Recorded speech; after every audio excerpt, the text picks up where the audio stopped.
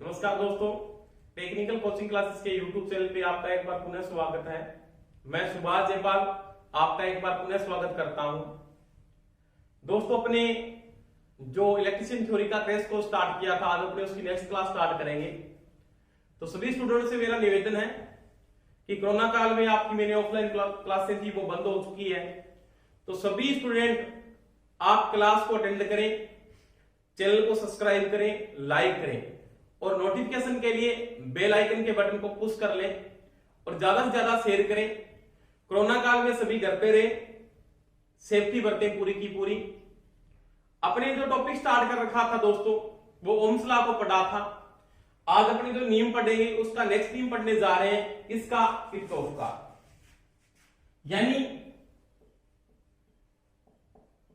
Kirchhoff के नियम। ये एक वैज्ञानिक था, उसने भी अपने को नियम दिया। जिस प्रकार से अपने ओम्स को नियम दिया था, उसी प्रकार किरचॉफ के भी दो नियम हैं। एक तो इसका कौन सा दोस्तों? एक तो है केसीएल, एक है इसका दोस्तों केवीएल। केसीएल एंड केवीएल, दो इसके नियम है दोस्तों। केसीएल को क्या बोलते हैं? किरचॉफ का करंट लॉ। केवीएल को क्या बोलते हैं दोस्तों? किरचॉफ का voltage law.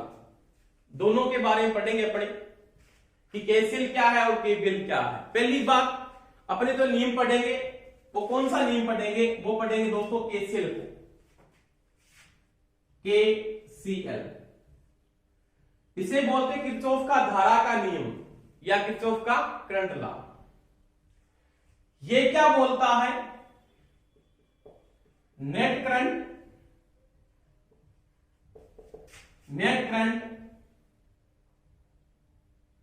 Eight zero node या जंक्शन, यानी किसी नोड या संधि पर धारा का मान दोस्तों क्या होगा? शून्य होगा, इसके नियम के अनुसार। यानी net current is zero at the node या जंक्शन, यानी sigma I equal to zero होगा। ये किरचॉफ के नियम के अनुसार सत्य कथन है। केसीएल क्या बोलता है दोस्तों कि नेट करंट जीरो होगा, यानी किसी नोड या संधि पर धारा का मान हमेशा ही क्या होता है? शून्य होता है। Net current is zero eight node या जंक्शन। नोड या जंक्शन का मतलब होता है दोस्तों संधि, या बोल सकता है संगम, कोई भी संगम बिंदु। एक ही बात। अब इसके बारे में अपने बात करेंगे, यानी केसीएल किस सिद्धांत पर कार्य करता है? सिद्धांत। तो दोस्तों केसीएल जो काम करता है ना, वो करता है आवेश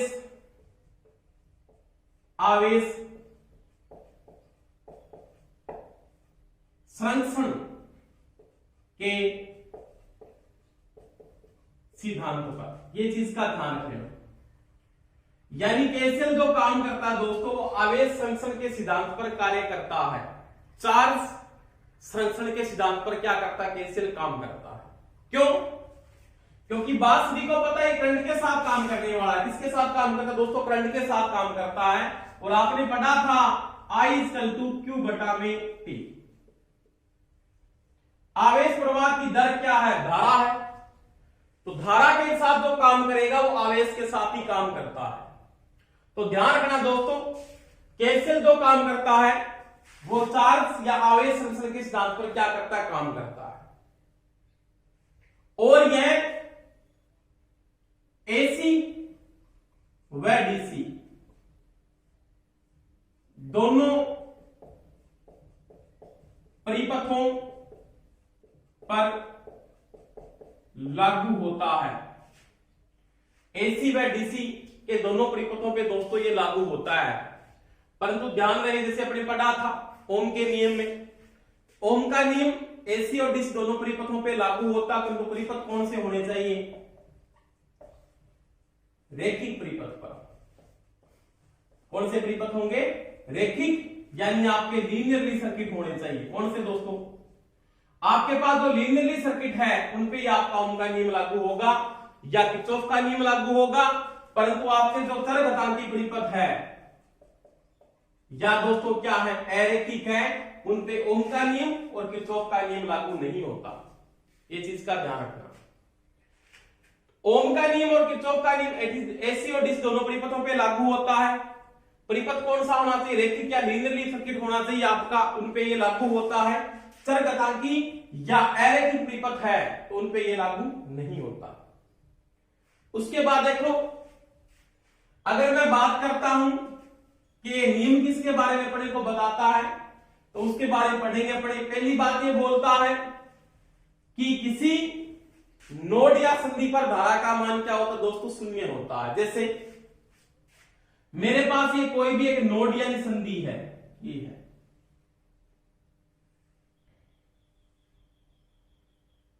इस पे कोई करंट आ रहा है, मान लिया ये तो I1 आ रहा है आपका,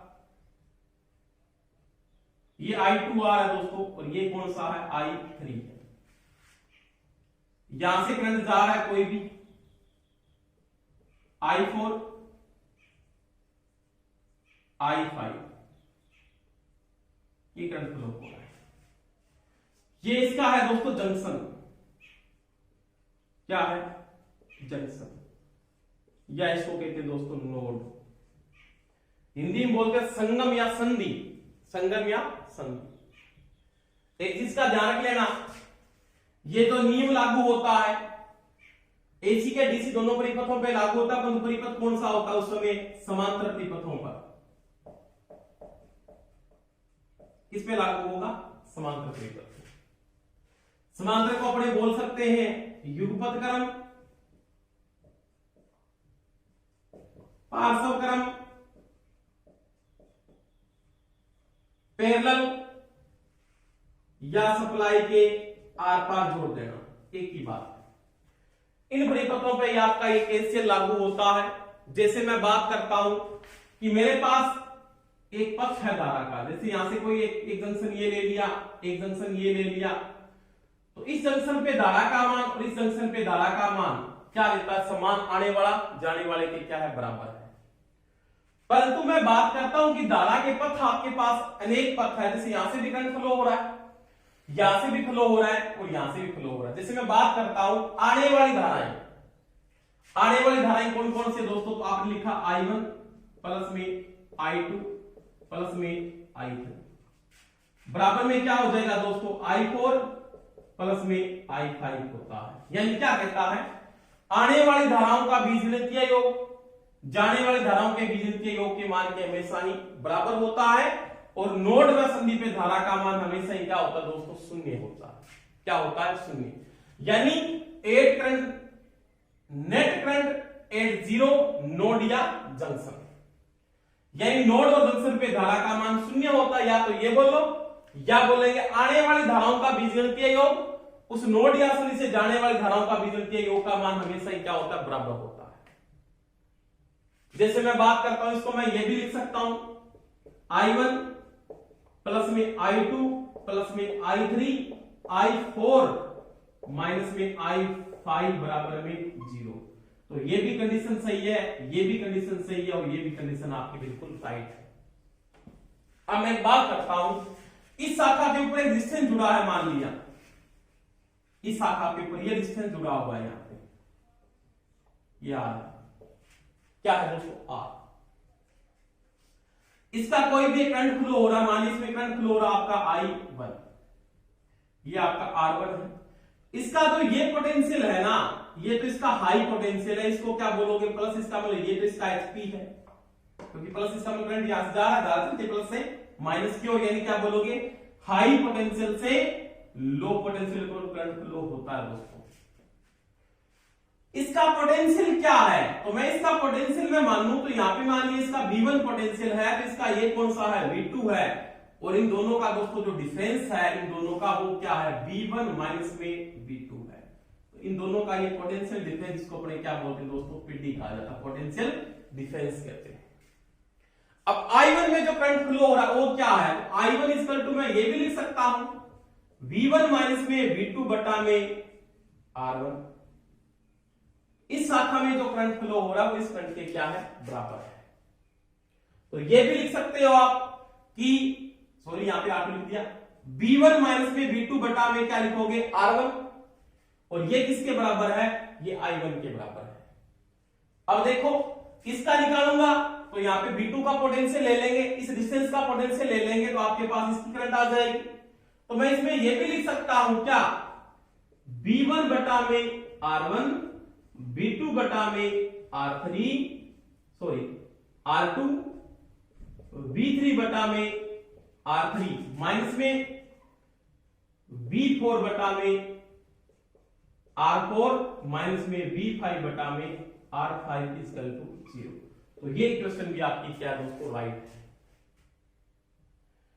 तो ये कंडीशन मैं लिख सकता हूं, अगर सारे समांतर में जुड़े हैं तो यहाँ पे वोल्टेज का मान आप एक ही भी लेके चलोगे कि समांतर में वोल्टेज का मान क्या होता है, समान होता है। वही बात है, ये कंडीशन किसको बता रहा है, तो ये बता रहा है केसीएल को। अब अपने को पूछ लेता है इनमें से कौन सी कंडीशन सही नहीं है, तो ये कंडीशन भी सही है, ये कंडीशन भी सही है, ये दे रखा है तो भी सही है, और ये दे रखा है तो भी सही, बिल्कुल राइट है।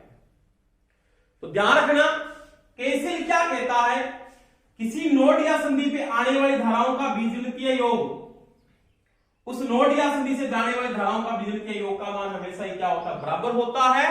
दूसरी बात, net current eight zero at the node या जंक्शन, बिल्कुल राइट है। तो ये मैंने बात की दोस्तों किसकी, किरचॉफ के केसीएल की। किसकी बात की थी, केसीएल की बात। अब देखो केसीएल को जब आप अप्लाई करते हो, तो मैंने बात की थी केसीएल जो अप्लाई होगा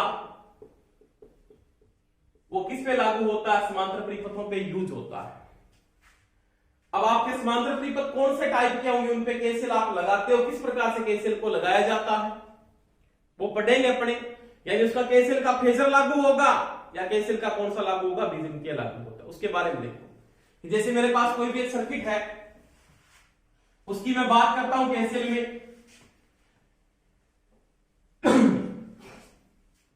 जैसे कि आप केसीएल को जब लागू कर रहे हो तो केसीएल में देखो आपके पास एक सर्किट तो ये बना हुआ है, एक मैंने ये बना दिया दोस्तों,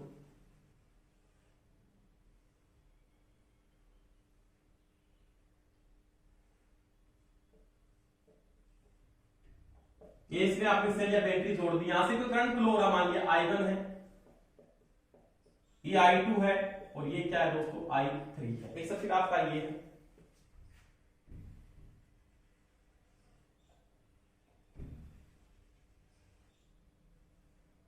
एक सर्किट आपने दोस्तों ये जोड़ दिया, परंतु यहां पे तो सप्लाई दे दिया आपने, कौन सी डाल दी दोस्तों, एसी डाल दी। कौन सप्लाई दे दी, एसी। यहां से भी करंट फ्लो हो रहा, मान लिया I1 है, I2, I2। एक सर्किट दोस्तों आपने ये बना लिया,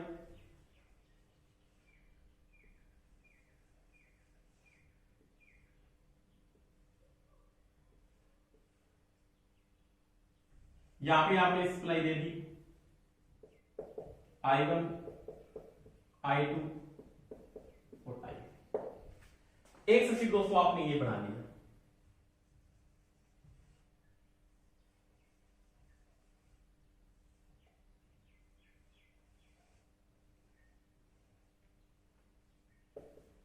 I1, I2, I। ये R लगा है, L है, ये भी L1 मान लो, ये L2 मान लो, R1 मान लो, R2 मान लो, R1 मान लो, R2 मान लो। ये सर्किट बना दी मैंने, मान लो पहले सर्किट है सभी के सभी, एसी के मान है, और एसी के मान में आपने पढ़ा होगा प्रभावी मान, जिसको अपने बोलते दोस्तों आरएमएस मान। एक तत्कालिक मान होता है दोस्तों, जिसको बोलते हैं instant value, instantaneous value, instantaneous value, या इसको बोलते हैं फेजर। फेजर को बोलते दोस्तों वेक्टर, वेक्टर या फेजर। अब देखो अगर ये सर्किट रेजिस्टिव सर्किट है ना, रेजिस्टिव सर्किट है, तो ध्यान रखना दोस्तों, जब एसी राशि की डीसी राशि के साथ जो तुलना होती है, तो डीसी के साथ जो हीटिंग मेंटेन करते चलते हैं, तो एसी का कौन सा मान करते हैं, अपने प्रभावी मान के साथ की जाती है। किस मान के साथ की जाती है दोस्तों, प्रभावी मान के साथ। यानी प्रभावी मान के साथ मेंटेन करके चलते हैं एसी के और डीसी के मान को आपस में। यानी समान हीटिंग के लिए कौन सा मान मेंटेन करके चलते हैं एसी का, तो वो प्रभावी मान लेके चलते, इसको बोलते हैं आरएमएस मान।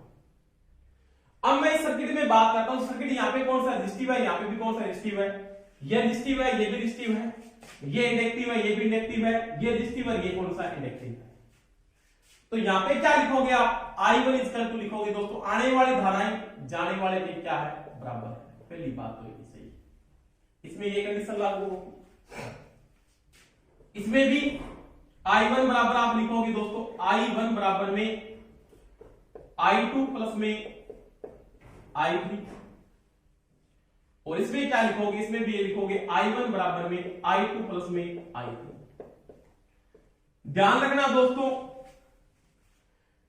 जब तक सर्किट आपका एक ही प्रकार का है तो इसका जो सर्किट में अपने पास जो फेज एंगल बनता है तो इसका इन फेज रहता है। तो दोनों रेजिस्टेंसों का सर्किट में क्या है, धारा वोल्टेज क्या इन फेज है, इसकी क्या है आउट फेज में लैगिंग है, इसकी भी क्या है लैगिंग है। तो ये एक ही प्रकार के लोड है, जब एक प्रकार के लोड होंगे ना आपका, तो आप डीसी के साथ कल्पना करके या डीसी के साथ तुलना करके आप उसका बीजगणितीय योग लागू कर सकते हैं। कौन सा लागू कर सकते हो, बीजगणितीय। यानी इस सर्किट के साथ जब तक आपके एसी के समान भार जोड़े जाते हैं, यहां पे आपका कैपेसिटिव लोड भी जोड़ सकता है, जैसे मैंने बात की कि आपका कैपेसिटिव लोड जुड़ा है ऐसे,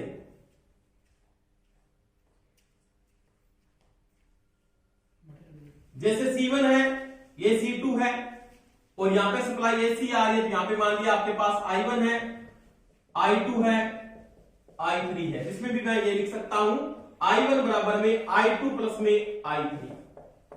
तब तक आपका ये बीजगणितीय योग लागू होता है। उस समय कौन सा मान के साथ काम करेगा, इसी प्रभावी मान के साथ काम करता है, इसके साथ उसको काम करता है प्रभावी मान का। परंतु सर्किट एक ही होना चाहिए, इसका और इसका फेज एंगल एक ही है, इसका और इसका फेज एंगल किसमें आता है, एसी में आता है, डीसी में फेज एंगल लेके चलते हैं अपने। इसका और इसका फेज एंगल क्या है, एक ही है, और इसका और इसका फेज एंगल क्या है, एक ही है। परंतु ये सर्किट इसके साथ जो फेज एंगल बनाता है वो इक्विवेलेंट में एक आता है, क्योंकि दोनों रेजिस्टिव लोड है। रेजिस्टिव लोड को चाहे आप डीसी के साथ जोड़ दो और चाहे किसके साथ जोड़ दो दोस्तों, एसी के साथ जोड़ो, समरूप व्यवहार करते हैं। परंतु जब आप बीजगणितीय योग की बात करते हो तो इस सर्किट पे बीजगणितीय योग लागू होगा, सर्किट दोनों एक ही मेंटेन करें, दोनों का फेज एंगल एक है, इन दोनों का फेज एंगल एक है, इन दोनों का भी फेज एंगल क्या है, एक है एसी के साथ। परंतु यहां पे आपका प्रभावी मान का जो संबंध है वो लागू नहीं कर सकते, जो डीसी में आपने लागू किया, डीसी के साथ तुलना करके लागू किया। या तत्कालिक मान और वेक्टर के साथ जाना पड़ेगा, तत्कालिक मान और वेक्टर के साथ। क्यों, ये रेजिस्टिव लोड है, इसके साथ धारा क्या चलती है, इन फेज चल रही है। ये इंडक्टिव लोड है, इसमें धारा क्या चल रही है, आउट फेज चल रही है। आउट फेज की कौन चल रही है, लैगिंग चल रही है, पक्षगामी चल रही है, पिछड़ रही है धारा।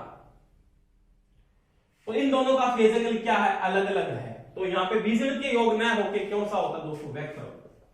I1 का वेक्टर बराबर में I2 वेक्टर प्लस में I3 का वेक्टर।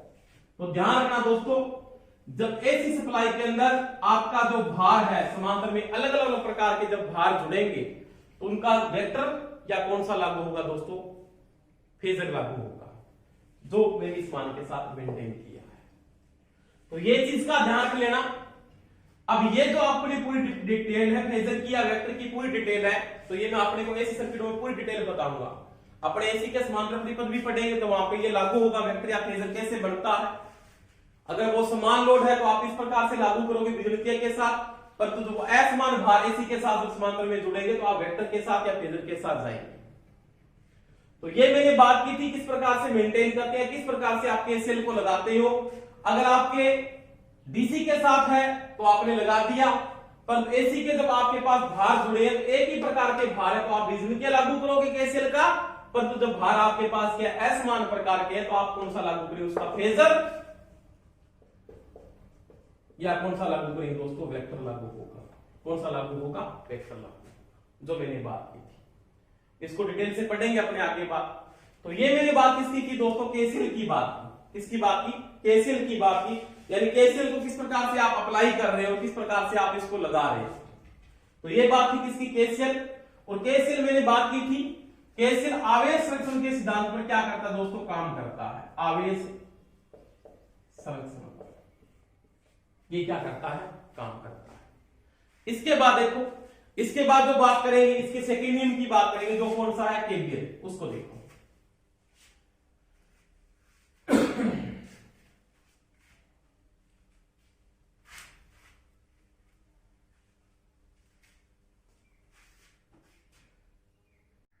देखो दोस्तों, इसके बाद अपने बात करेंगे केवीएल। किसकी बात करेंगे, केवीएल।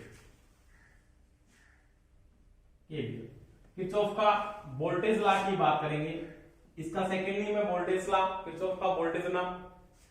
यानी अपने बात की थी केसीएल में, बात की केसीएल किस सिद्धांत पे काम करता, आवेश संरक्षण के सिद्धांत पर काम करता है। उसी प्रकार देखो दोस्तों, केवीएल है ना, ऊर्जा संरक्षण के सिद्धांत पर कार्य करता है। ये चीज का दोस्तों ध्यान रखना है, क्योंकि आपने पढ़ा था ना W=VQ, ये बात की थी। वहां पे आपने एनर्जी को भी पढ़ा था, एनर्जी कैसे निकालते हैं उसके बारे में पढ़ा था। तो ध्यान रखना दोस्तों कि जो आपका ये केवीएल है, ये ऊर्जा संरक्षण पे काम करता है, और केसीएल किस सिद्धांत पे काम करता है, आवेश संरक्षण के सिद्धांत पर क्या करता है दोस्तों, काम करता है। अब यहां पे ये क्या बोलता है कि ये जो लागू होता है ना, तो ये लागू होता है एसी व डीसी के दोनों परिपथों पर, दोनों परिपथों पर लागू होता है। दूसरी बात, परिपथ कौन से होने चाहिए, परिपथ आपके दोस्तों रेखिक परिपथ होने चाहिए। कौन से, रेखिक। लीनियरली परिपथ है तो ही वो लागू होगा। चरघातांकी या आपके अरेखिक परिपथ है जो इलेक्ट्रॉनिक्स में ज्यादा यूज होते हैं, उन पे ये लागू नहीं होता। इसके बाद देखो दोस्तों, ये क्या बोलता है, ये कहता है net voltage is 0 at close circuit,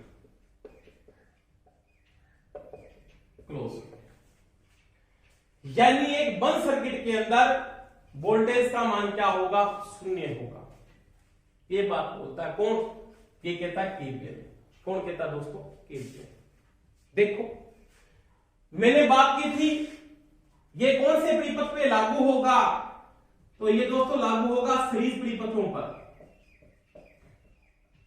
किन परिपथों पर, सीरीज, या इसको बोलते हैं श्रृंखला क्रम। क्या बोलते हैं दोस्तों, श्रृंखला क्रम, या बोलते हैं सीरीज, एक ही बात है। ये क्या बोलता है, net voltage is 0 at close circuit. इसके बाद मैं बात करता हूं, देखो दोस्तों, ये कहता है sigma E equal to sigma I R. आरोपित वोल्टेज पतन वोल्टेज के हमेशा ही क्या होते हैं दोस्तों, बराबर होती है। आपने कोई भी आरोपित वोल्टेज की एक क्लोज सर्किट में पतन वोल्टेज हमेशा ही क्या होते हैं, बराबर होती है। यानी मैं ये भी लिख सकता हूं ना इसको, सिग्मा ई माइनस में sigma I R equal to 0। तो यही बात ये कह रहा है कि net voltage is 0 at close circuit. बिल्कुल राइट बात है। जैसे मैं बात करूं एक कि मेरे पास एक लोड जुड़ा है, जैसे मैंने लिया ये है, एक रेजिस्टेंस मैंने यहां पे जोड़ दिया दोस्तों, एक रेजिस्टेंस आपने यहां पे जोड़ दिया, और एक रेजिस्टेंस आपने ये जोड़ दिया। ये आपका V1 है, ये प्लस है, ये इसका क्या है, माइनस है। ये आपका मान लिया R1 है, इस रेजिस्टेंस की वोल्टेज मान लेते हैं कोई भी R है, ये भी R है, और ये भी क्या है दोस्तों, R। इस रेजिस्टेंस का ये दोस्तों क्या हाई पोटेंशियल, और ये इसका क्या है, लो पोटेंशियल। यानी यहां पे लिखेंगे प्लस और यहां पे माइनस। इसका ये क्या होगा दोस्तों, हाई पोटेंशियल, और ये इसका क्या होगा दोस्तों, लो पोटेंशियल।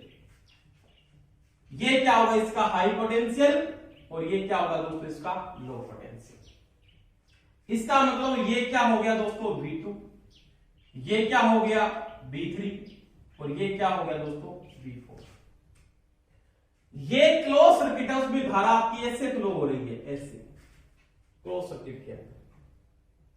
क्लोज सर्किट में धारा ये फ्लो हो रही है, तो सिग्मा ई जो आपने आरोपित किया उसका मान क्या था दोस्तों, V1 बराबर क्या हो जाएगा दोस्तों, V2 बराबर प्लस में V3 प्लस में V4।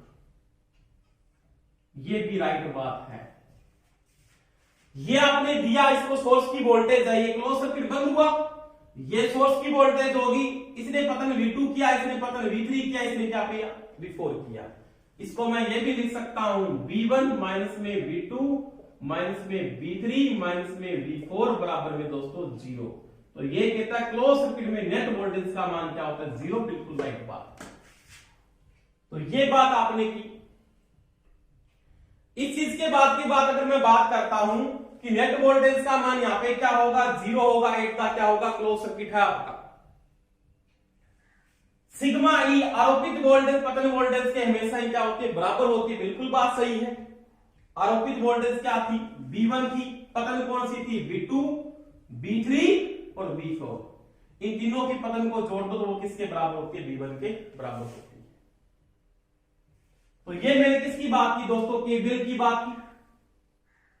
अब केवीएल में अगर मैं बात करता हूं, आपको धारा की दिशा क्लॉकवाइज है, क्या है दोस्तों, क्लॉकवाइज।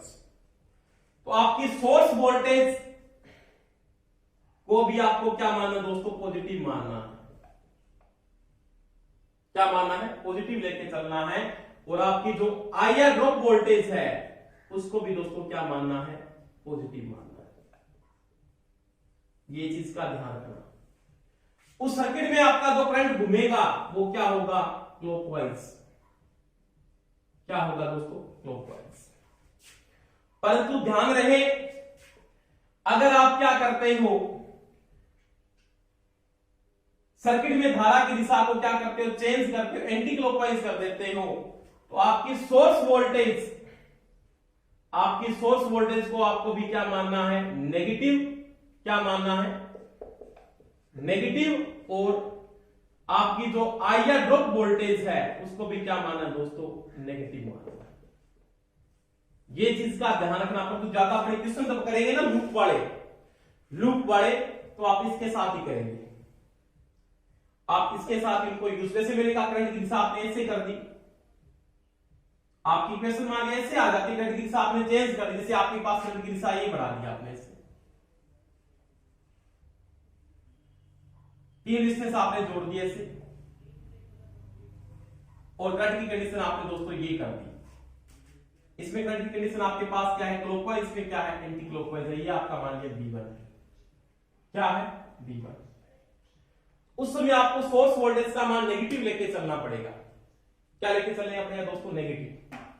उस समय आप इसको इक्वेशन में अगर मेंटेन करो तो आपके पास ये सेम कंडीशन आनी चाहिए, कि आपके पास इसकी सेम कंडीशन आए, कि जो कंडीशन को जो मेंटेन कर रहे हैं, यहां पे V1 बराबर V2 प्लस V3 प्लस में क्या होगा, V4 है।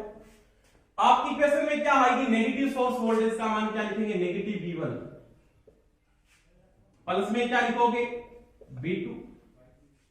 क्या लिखोगे, V2 प्लस में V3 प्लस में V4 बराबर में क्या आएगा दोस्तों, 0। इसको जब मैं इधर लेके जाता हूं तो क्या हो जाता है दोस्तों, V2 प्लस में V3 प्लस में V4 बराबर में V1। तो ये इक्विवेलेंट में सेम कंडीशन आपकी, ये कंडीशन बिल्कुल सेम है। परंतु ज्यादा आप इस कंडीशन को यूज नहीं करेंगे। अपने कौन सी कंडीशन को यूज करेंगे, इस कंडीशन को यूज नहीं करके कौन सी को यूज करेंगे, लूप में इसको यूज करेंगे। जब मैं लूप पे वाले मेथड करवाऊंगा आपको तो वहां पे पता लग जाएगा, तो वहां पे आपके जब केवीएल समझ में आ जाएगा ना, तो आप वहां पे लूप वाले प्रश्न हल कर दोगे। जिस सर्किट में लूप बनाया, जैसे सर्किट बना दिया, सर्किट को इससे बना दिया,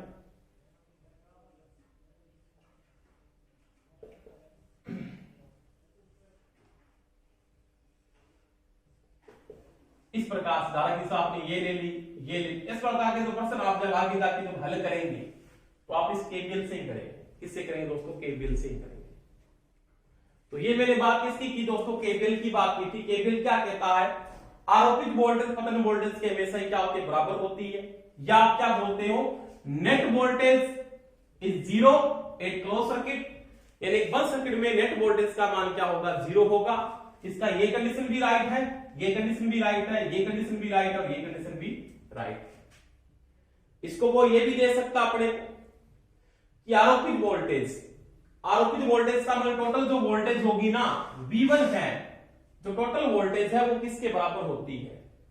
उसको मैं क्या लिखता हूं दोस्तों, इसकी जगह मैं ये भी लिख सकता हूं IR IT IRC, total voltage आपके पास ये होगी। इसकी ड्रॉप वोल्टेज क्या होगी, तो आप लिखोगे दोस्तों क्या, माइनस में आप ये भी लिख सकते हो यहां पे, ये क्या है I2 R2।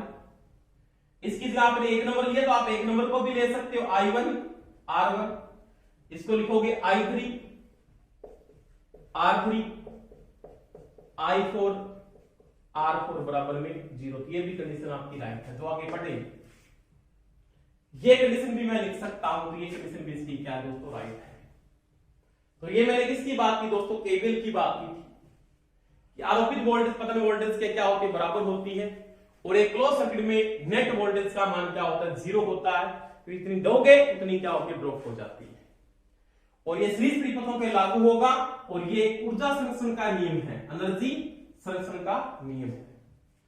तो ये क्लास में अच्छी लगी हो तो सभी लाइक करें, क्लासों को जरूर अटेंड करें सभी बच्चे, शेयर करें, सब्सक्राइब करें, जिन्होंने चैनल को सब्सक्राइब नहीं किया सब्सक्राइब करें, बेल आइकन बटन को पुश करें तब आपको नोटिफिकेशन मिल सके। धन्यवाद दोस्तों।